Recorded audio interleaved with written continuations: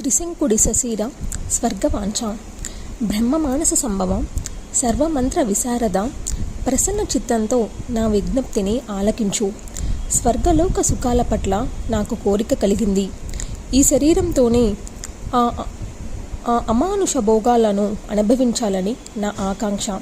అప్సరసలతో సాంగత్యం, నందనోద్యాన విహారం, దేవగంధర్వ సంగీత శ్రవణం చేయాలని నా అభిలాష. అటువంటి అవకాశాన్ని అందించే యజ్ఞమేదైనా ఉంటే దయచేసి నాతో చేయించు. నువ్వే సమర్థుడవు. నన్ను సశరీరంగా స్వర్గానికి పంపించు. త్రిశంకు, మానవ దేహంతో స్వర్గానికి వెళ్ళడం చాలా దుర్లభం. పుణ్యకర్మలు చేసి మరణించాక స్వర్గప్రాప్తి నిశ్చయం. అందుచేత జంకుగా ఉంది. నీ మనోరథం దుస్సాధం. బ్రతికున్నవాడికి అప్సరసల సాంగత్యం అసంభవం. ఇంకా యజ్ఞాలు అనేకం నిర్వహించు. మరణానంతరం హాయిగా స్వర్గసుఖాలు అనుభవించు. వశిష్ఠ, నువ్వు చేయించకపోతే చేయించేవాణ్ణి వెతుక్కుంటాను. పురోహితుడిగా నియమించుకుంటాను. యజ్ఞం చేస్తాను. సశరీరంగా స్వర్గానికి వెళతాను. నేనే దిక్కు అనుకుంటున్నావేమో. అంత గర్వావేశం పనికిరాదు సుమా. వశిష్ఠుడికి కోపం భగ్గుమంది.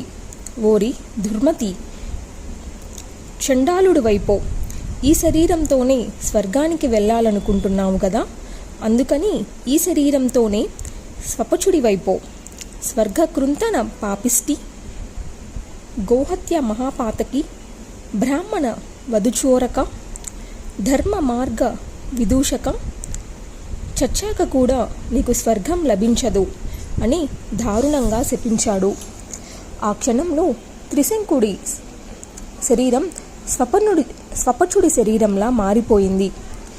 సువర్ణ రత్న కుండలాలు ఇనపరాతి కుండలాలైపోయాయి.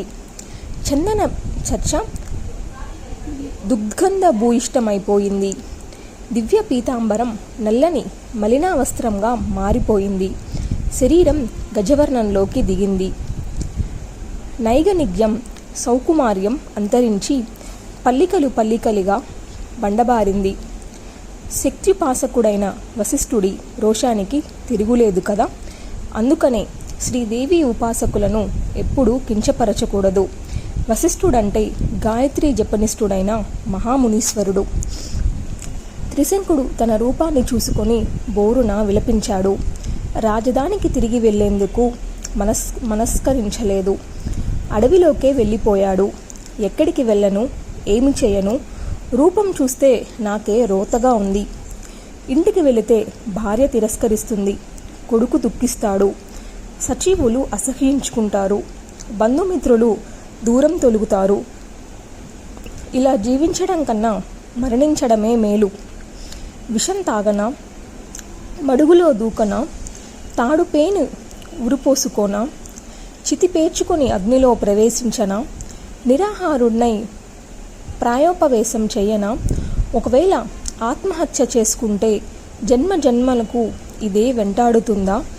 ఈ శాపము, ఈ స్వపచత్వము తప్పవా? ఈ ఆలోచన రావడంతోనే త్రిశంకుడి ధోరణి మారిపోయింది.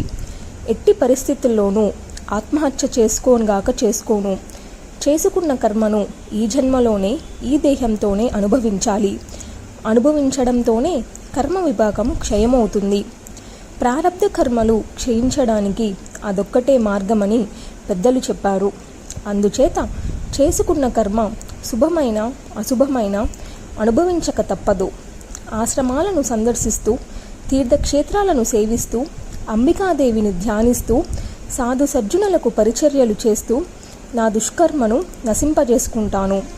అదృష్టం బాగుంటే ఏ మహానుభావుడో, ఏ మహర్షియో, ఏ సాధు పుంగవుడో సంగతపడవచ్చు, ఏదైనా ఉపకారం చేయవచ్చు.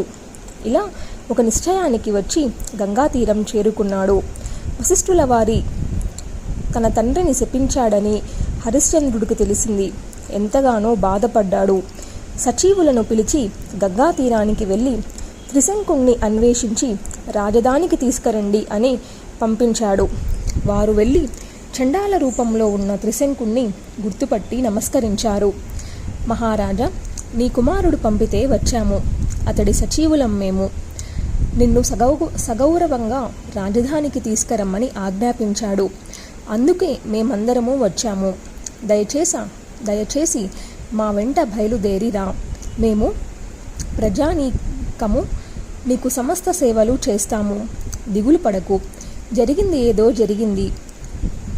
కోపావిష్టుడై శపించాడే తప్ప వశిష్ఠుల వారికి నీతో శత్రుత్వం ఏముంది? మేమంతా గురువుగారిని బతిమాలుకుంటాము, ప్రసన్నుణ్ణి చేస్తాము. ఆయనే ఏదో ఒక దారి చూపిస్తాడు, ఈ దుఃఖాన్ని తొలగిస్తాడు. మహా తేజస్వి కదా. యువరాజు హరిశ్చంద్రుడు నీకు చెప్పమన్న మాటలు ఇవి. అంచేత వెంటనే బయలుదేరు, రాజప్రాసాదం చేరుకుందాం అని వినయంగా లాలనగా విన్నవించారు. త్రిశంకుడు క్షణం కాలం ఆలోచించి వారి అభ్యర్థనను సున్నితంగా తిరస్కరించాడు. మంత్రులారా, మహానుభావులారా, మీరు వెళ్ళండి. నాపై మీకున్న గౌరవాదరాలకు ధన్యవాదాలు. నేను రాను. రాజ్యాన్ని జాగరూకతతో పాలించమని మా అబ్బాయికి చెప్పండి. యజ్ఞయాగాదులు చేస్తూ నిరంతరం వేద విప్రులను సన్మానించమనండి. ఈ కుత్సిత రూపంతో, ఈ స్వపచాకారంతో అయోధ్యకు రాలేను. ఈ ముఖాన్ని నా ప్రజలకు చూపించలేను. మీరింక ఆలస్యం చేయకుండా బయలుదేరి వెళ్ళండి. హరిశ్చంద్రుణ్ణి సింహాసనం అధిష్ఠింపజేసి మీరంతా రాజకార్యాలు శ్రద్ధగా నిర్వహించండి. ప్రజారంజకంగా పరిపాలన చేయించండి. ఇది నా ఆజ్ఞ, ఇది నా విజ్ఞప్తి. హరిశ్చంద్రుడికి ఈ మాట చెప్పండి అన్నాడు. సచివులకు ఉన్నట్టుండి దుఃఖం పొంగి వచ్చింది. కన్నులు ఒత్తుకుంటూ మరోసారి నమస్కరించి బయలుదేరారు. అయోధ్యకు తిరిగి వచ్చి ఒక శుభముహూర్తాన హరిశ్చంద్రుడికి యథావిధిగా పట్టాభిషేకం జరిపించాడు. హరిశ్చంద్రుడు ధర్మతత్పరుడై తండ్రిని తలుచుకుంటూ ప్రజారంజకంగా పరిపాలన సాగించాడు. వ్యాసమహర్షి, హరిశ్చంద్రుడి కథ బాగానే ఉంది. ఇంతకీ త్రిశంకుడి తర్వాత కథ ఏమిటి?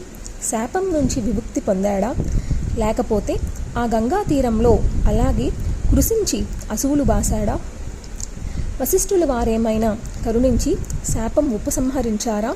వినాలని చాలా కుతూహలంగా ఉంది. దయచేసి శేష వృత్తాంతాన్ని తెలియజెప్పమంటూ జన్మేజయుడు కోరాడు. యథాప్రకారం జన్మేజయ అంటూ వ్యాసుడు మళ్ళీ ఉపక్రమించాడు.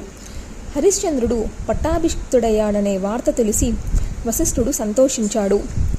దేవి ధ్యాన తత్పరుడై గంగా తీరంలోనే కాలం గడుపుతున్నాడు.